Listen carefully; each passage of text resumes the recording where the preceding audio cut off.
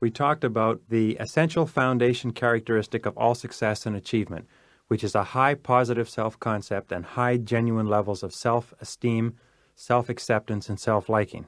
In this session, we're going to talk about the second foundation characteristic, the second quality of the two that is absolutely essential to all high performance and all high achievement. And we call this releasing your subconscious brakes, and it is based on an understanding of what has been termed responsibility psychology. We find that the role of parents is to bring us up so that by the age of 18 we are totally self-responsible, self-determined, self-reliant adults. To the degree to which our parents have achieved that, they have been successful, but irrespective of success or not, from the age of 18 onward, and often earlier, we are 100% responsible for the rest of our own lives. That the acceptance of total responsibility for our lives is the chief hallmark of the fully mature human being. Many people never understand this because we find that the great gap between immaturity and maturity is this acceptance of total responsibility, and the acceptance of total responsibility means that from then on in life, we have no more excuses. It has been said that excusitis, or the tendency to make excuses for our mistakes and failures in life, is one of the primary causes for failure as adults.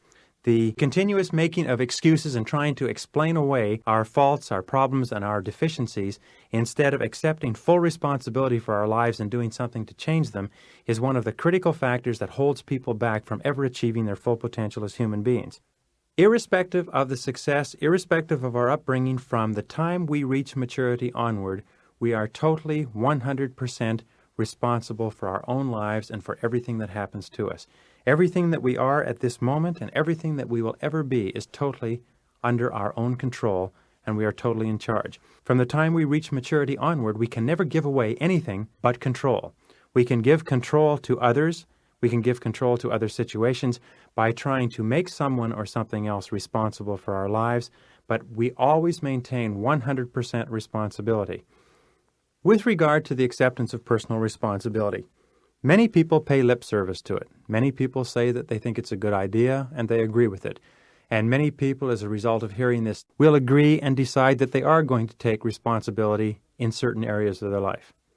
But in certain other areas, they simply don't feel it's necessary. And the most important point that we can make on this subject is this, is that the acceptance of total responsibility is not optional. For adults in our society, it is 100% mandatory. And not only that, it is not optional that we take responsibility in some areas and only partial responsibility in others.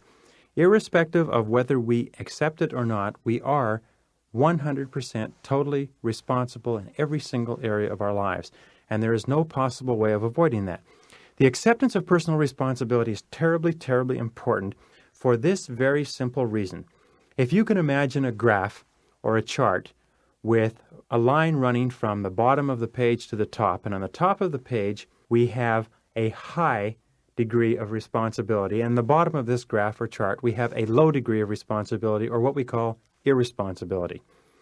We find that on the top of the chart there is a one-to-one relationship between the acceptance of high degrees of responsibility for our life and our outcomes and the amount of control that we have in our lives. That we can never have more control over our lives, or more mental well-being for that matter, than we accept responsibility.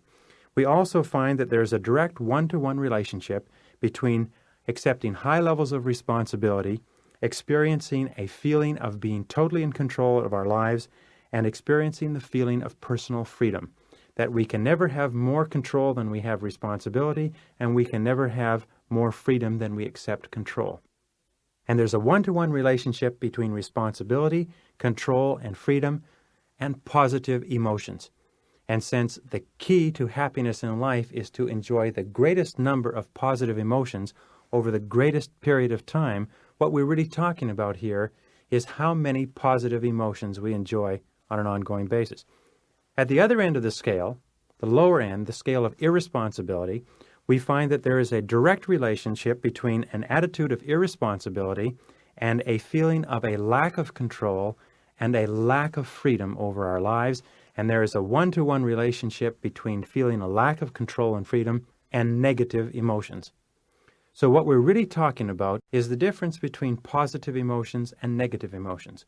And the most astonishing discovery I have made in my adult life in the studying of the psychology and the metaphysics has been that it is possible to eliminate negative emotions, that all negative emotions are unnatural to man. And even Freud wrote at the turn of the century that there is no permanent place in the subconscious for negative emotions, that every negative emotion we had to learn by a process of repetition and reinforcement from a very early age, that it is possible to live without negative emotions.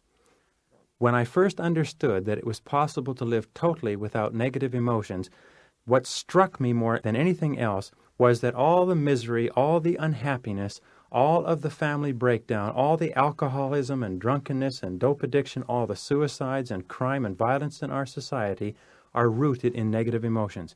So in studying negative emotions, I'd like you to imagine a negative emotion tree.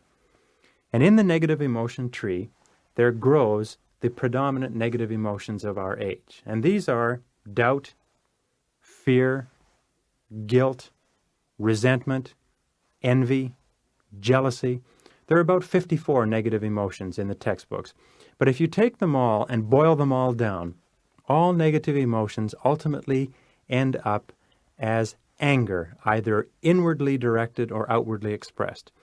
And there is a lot of nonsense in pop psychology today that suggests that negative emotions are somehow good, that it's okay to have negative emotions, it's okay to express your anger and tell people how angry you are, and the purpose of good mental health should be to learn how to cope with your anger and to deal with your anger and to tell other people about your anger and to live with your anger and so on. The only thing I have to say to that is this. How do you feel when you're angry? Do you feel good when you're angry? Do you feel that this is a normal, natural, healthy, positive emotion that it's good to have and to enjoy and to express? No. The answer is that when you are angry, your whole system functions poorly. When you are angry, your ability to think clearly is often completely lost. It's like a black fog is thrown over your brain. When you're angry, you don't get along well with other people. When you're angry, you don't sleep properly. You toss and turn and grind your teeth. When you're angry for extended periods of time, you get stomach disorders and intestinal disorders.